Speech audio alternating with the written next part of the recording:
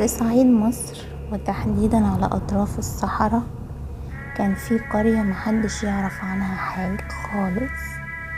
قرية اتشالت من على الخريطة من سنين طويلة جدا، بس الناس في القرى اللي حواليها بيقولوا عليها قرية الأشباح، وبيقسموا ان اللي بيدخلها عمره ما بيرجع تاني مهما حصل.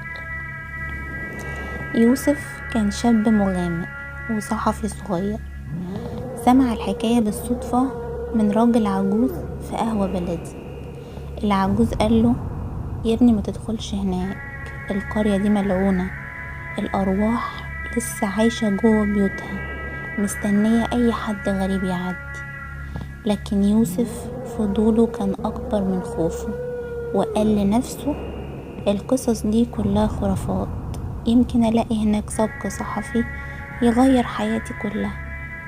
ركب العربية القديمة بتاعته وسلك طريق ترابي مهجور في نص الليل، والريح بتصرخ حواليه كأنها أصوات بشر.